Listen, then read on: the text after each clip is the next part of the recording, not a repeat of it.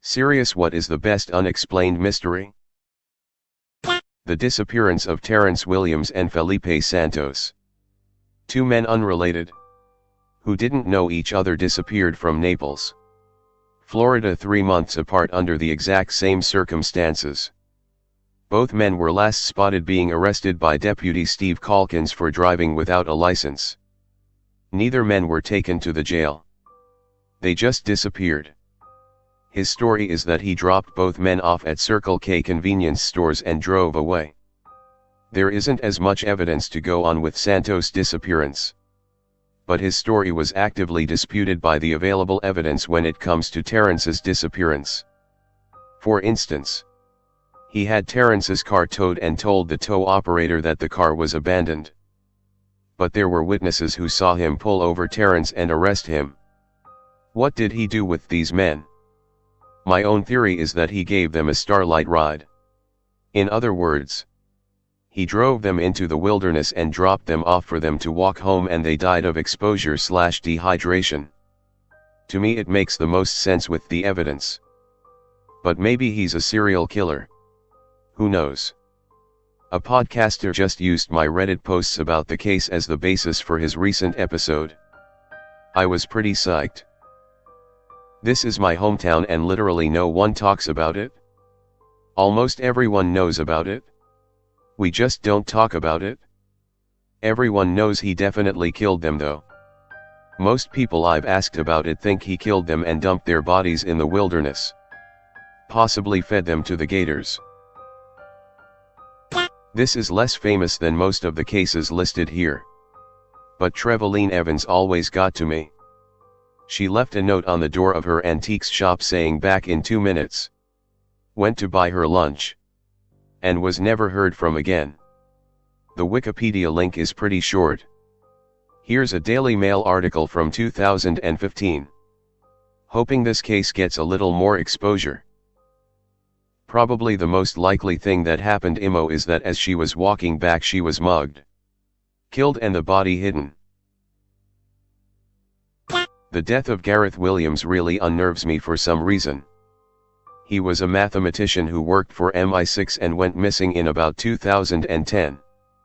When they investigated his apartment they found a gym bag in the bath, padlocked shut, and his body was curled up inside. There was no evidence that anyone else had been inside the house. And on his computer history there was a bunch of fetish stuff about being locked in small spaces. But they got a bunch of people to try and lock themselves in a bag. Some people tried hundreds of times, and even if they could get the bag closed none of them could lock it. Nobody knows whether his death was an accident or murder. The Russians. They have a knack for whacking people in the UK. To me, it's Jack the Ripper. But a lesser known one was the boy in the box. In February of 1957, a boy around 4 to 6 years old was found beaten and nude in a box outside of Philadelphia, Pennsylvania. His picture was spread all around Pennsylvania, and no one has any idea who he is. They even did a fictionalized version of the story on Cold Case. Edit. Better link Philadelphia. The smiley face killer theory. Imagine a killer or killers that are so diabolical that they fool law enforcement into thinking they don't even exist. That's some real-life Kaiser Soze speep. Edit. I'm merely speculating here about this supposed mystery. Not saying I personally believe it one way or another. Smiley faces are a common graffiti symbol. But hey, who knows? This might make a good movie. The Bobby Dunbar case. In 1912 a 4-year-old disappeared while his family was camping. After a frantic 8-month search, a child matching his description was found one state over in the company of a traveling tinkerer. This little boy recognized Mr. and Mrs. Dunbar as his parents and seemed to know details of Bobby Dunbar's life. The tinkerer insisted that the child was actually Bruce Anderson, whose mother, a single, illiterate Poor servant had given him custody because she couldn't afford to raise Bruce. Julia Anderson traveled to Louisiana to support his story and identified the little boy as Bruce. However, the courts believed the Dunbars instead and convicted the tinkerer of kidnapping. He later won an appeal, but the Dunbars retained custody of Bobby. 90 years later, Bobby's granddaughter was doing a genealogy project and discovered the old controversy. She had her father and her uncle's son of the younger subset brother take a DNA test.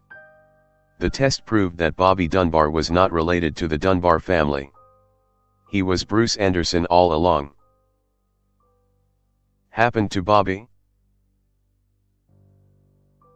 Tara Calico, who disappeared in Sept 1988. A photograph of two children emerged in June 1989.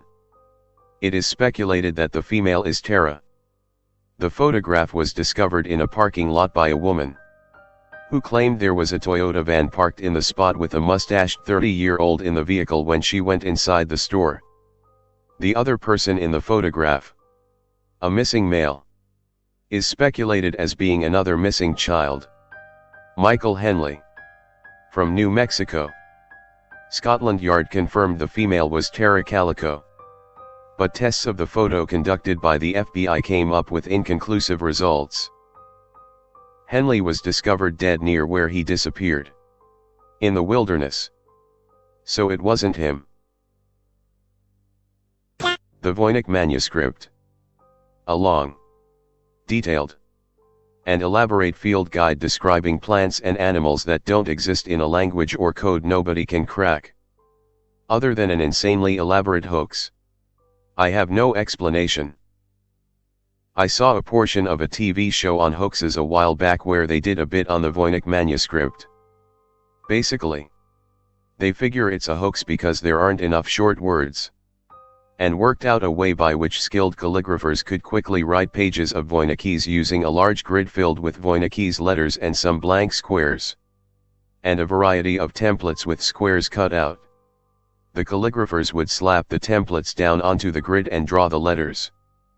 I believe they also mentioned that the book also dates back to a time when manuscript hoaxes were extremely popular, and people would pay a lot of money for a one-of-a-kind book. I wish I could remember the title of the show, or even what channel it was on. In 1997, a baby in my neighborhood disappeared in the middle of the night. It was a safe, suburban neighborhood zoned for the best schools around. I remember hanging out and talking to the police who were stationed outside their house. She was never found and no one was ever charged. Lots of speculation that the parents were behind it, but no one knows for sure. The Sodder children disappearance. Everything about this is just intriguing.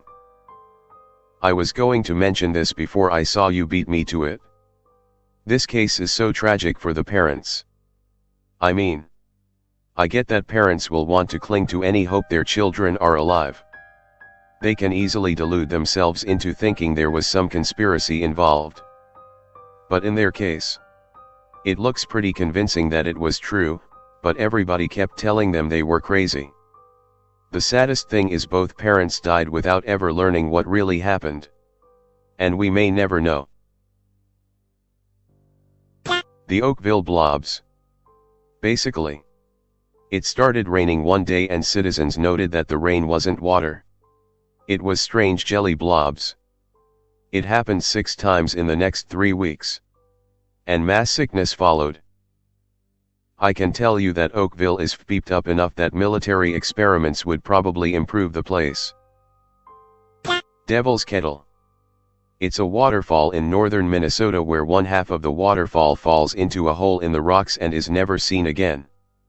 Local geologists have thrown stuff down there and nothing is ever seen again. When you consider 2 types of rocks in the area, it's even more confusing. Weirdly, here in Bulgaria there is a similar case called the Devil's Throat Cave where a local river goes through some very dark cave system. But it does flow out of the side of the mountain instead of just disappearing. A fake. There was an attempt to map out the cave some years ago where two geologists dove down the cave with scuba suits and oxygen tanks. Their bodies were washed up on the other side several days later. Edit. Forgot to mention that this place is where, according to ancient Greek legend, one can enter into the underworld ruled by Hades. And this is where Orpheus entered to save his dead beloved wife. I was going to say the mysterious lifeboat on Bouvet Island, but it looks like it has recently been solved. Still a good read. Can you link/explain how it's been solved? Do you mean the Russian ornithological expedition? The whaler is from a Soviet whaling fleet.